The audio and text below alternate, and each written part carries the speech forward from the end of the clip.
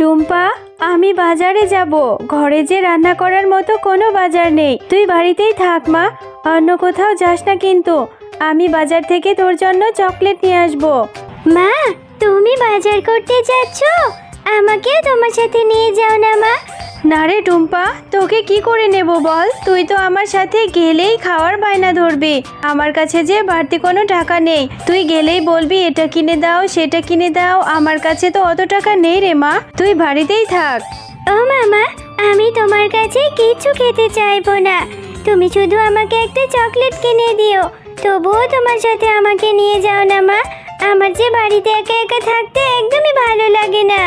আমার কাছে যে টাকা আছে সেই টাকা দিয়ে তো ঠিকমতো বাজারই করতে পারবো না রে মা। তুই কিন্তু কোনো কিছু খাওয়ার বায়না ধরিস না।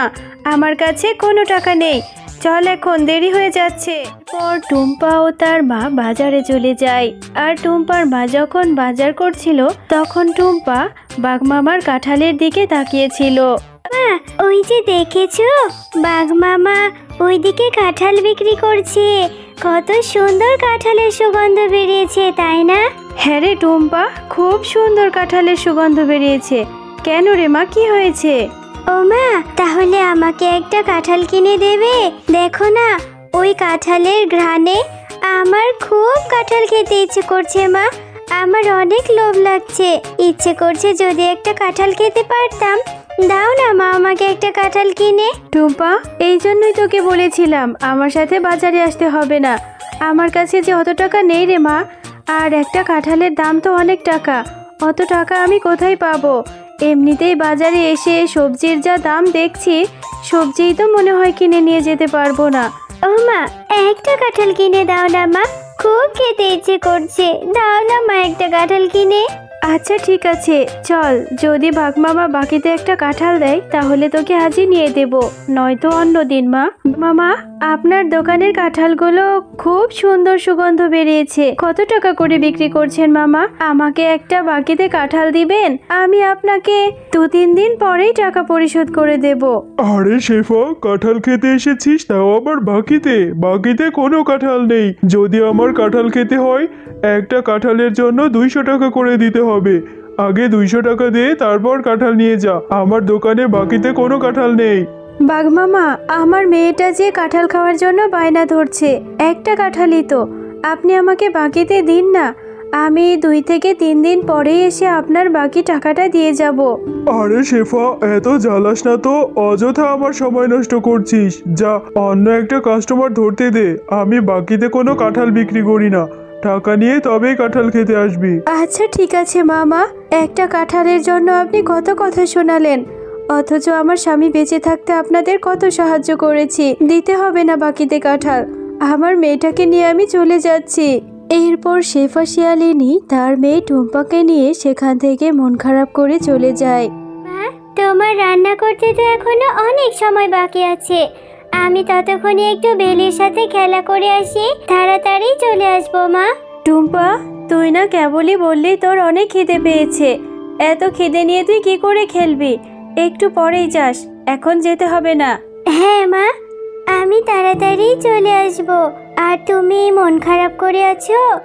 আমি জানি তুমি আমাকে কাঁঠাল কিনে দিতে পারোনি বলে তোমার ভীষণ মন খারাপ হয়েছে। তুমি আর মন খারাপ করো না মা। খুব বুদ্ধি হয়েছে তাই না? মায়ের মন খারাপও বুঝতে শিখে গেছিস। আচ্ছা রে মা, আমার টাকা হলে আমি নিশ্চয়ই তোকে বড় একটা কাঁঠাল কিনে দেব। যা, এবার খেলতে যা, আর তাড়াতাড়ি বাড়ি ফিরে আসবি। বেলি, এই বেলি, তুই আজকে মাঠে খেলা করতে যাসনি কেন রে? চল চল, আমরা মাঠে গিয়ে খেলা করব। না রে টুম্পা, আমি এখন খেলতে যাব না। আমাদের ঘরের পেছনে আমার মা কাঁঠাল পাড়ছে। আমার মা আমাকে সাহায্য করতে যেতে বলেছে। আমি এখন আমার মায়ের কাছেই যাব রে। বেলি, তোদের কাঁঠাল গাছে কাঁঠাল ধরেছে? হ্যাঁ, আমিও তোর সাথে যাব রে। আমিও তোর সাথে গিয়ে তোর মাকে সাহায্য করব। তাহলে তোর মা যদি আমাকে একটা কাঁঠাল দেয়, আমি কাঁঠাল খেতে পারবো। আচ্ছা টুম্পা, তাহলে তুইও আমার সাথে চল।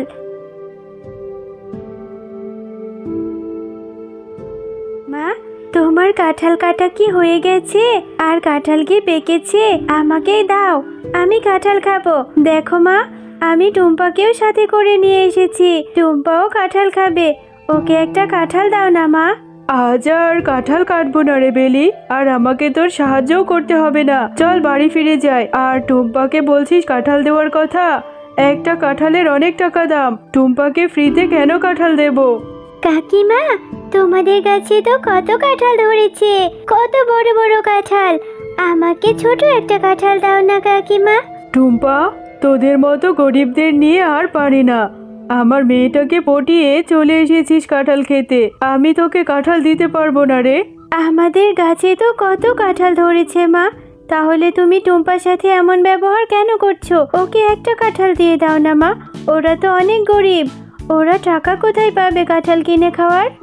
আচ্ছা ঠিক আছে বেলি, তুই যেহেতু এত করে বলছিস, ওকে কি করে ফিরিয়ে দিই?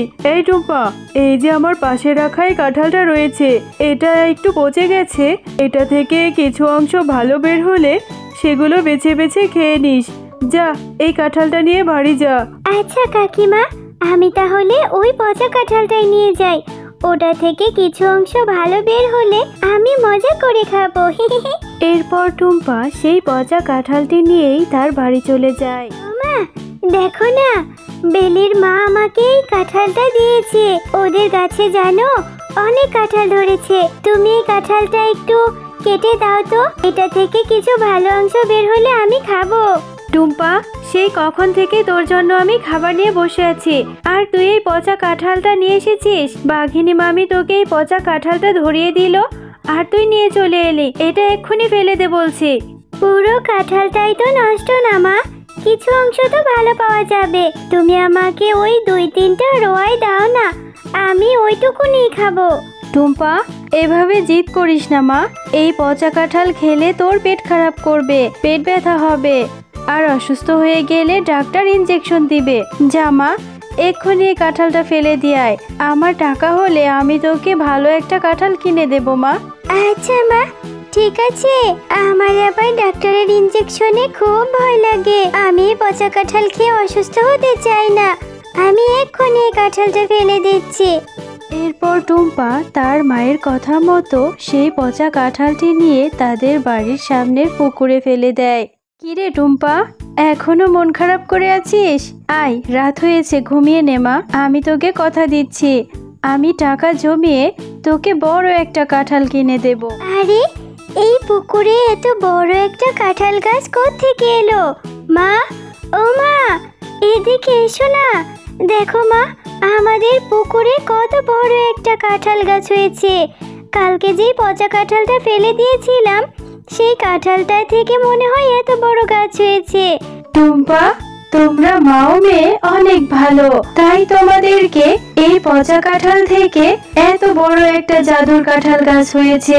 এই কাঁঠাল গাছটি থেকে কখনোই কাঁঠাল শেষ হবে না। তোমরা তোমাদের ইচ্ছে মতো কাঁঠাল নিতে পারবে, আর এই কাঁঠালগুলো বাজারে বিক্রি করলে তোমাদের কষ্টও দূর হয়ে যাবে। আরে, এটা তো দেখছি জাদুর কাঁঠাল গাছ। তোমাকে অনেক ধন্যবাদ। সত্যি আমার মেয়েটার ইচ্ছা তাহলে এবার পূরণ হলো। আমি অনেক খুশি হয়েছি। হ্যাঁ মা, এই জাদুর কাঁঠাল গাছটা অনেক ভালো। এখন থেকে তোমাকে আর কোনো কষ্ট করতে দেব না। এই কাঁঠালগুলো বিক্রি করে আমরা বাজার থেকে অনেক খাবার কিনে নিয়ে আসতে পারবো।